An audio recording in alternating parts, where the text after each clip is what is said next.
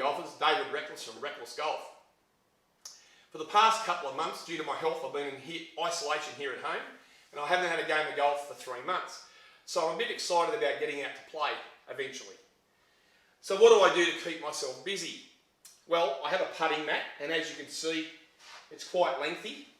These are fantastic actually because they come in different lengths, different speeds to match greens.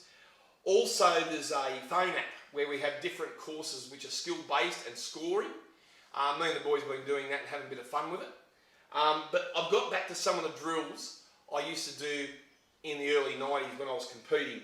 And back in those days, I was playing 200 plus rounds a year as well as practicing. So it was a full-time job, if you call it that. It wasn't really a job, but it was a lot of fun. So what do I practice? Well, everyone says, well, how many straight putts are you going to have? Well, we know there's only 2% of our putts will be dead straight. But the beauty of this mat is I'm actually practicing my aim.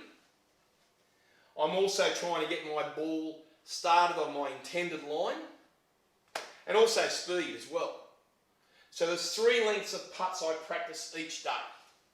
This takes me about 2 hours.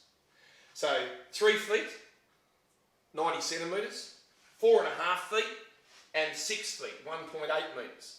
And the drill is, I've got to get 50 consecutive putts before I can move on to the next one. Now I used to do this every day on the putting green. I'd find a nice straight putt and I would do these different lengths each and every day. For 30 or 40 minutes after that, I would spend hitting long putts, working on reading the green, getting the speed of the green, and also getting the ball started on that intended line, which is so important. 80% of our score happens inside the last 100 metres of every hole. So working on these areas gets us lower golf scores. And back when I was competing, it wasn't about how, it was about how many. Later on, I'll show you my little chipping drill I do in the backyard. I've got a very confined space. But for today, we're talking about putting.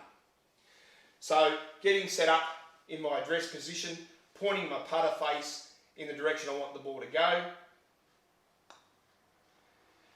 Again, I would do 50 consecutive ones from that distance, 3 feet, back to 4.5 feet, again 50 in succession, and then back to 6 feet, again 50 in succession. Okay? Why 50 in succession? Well, number 48 and 49 feel like you're playing golf. You're under a bit of pressure. You can't actually stop until you get to that 50 mark. And at first, it's quite difficult.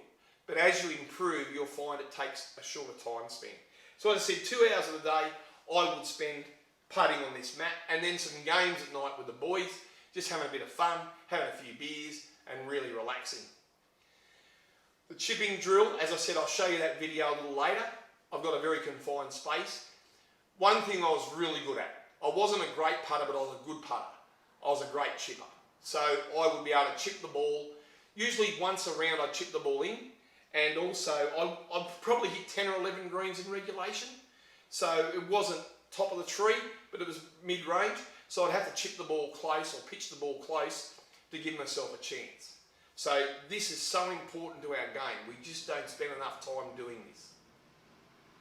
For more information on how to improve your golf, go to my website, www.recklessgolf.com.au. Have a safe and happy Easter, and I look forward to seeing you on the golf course.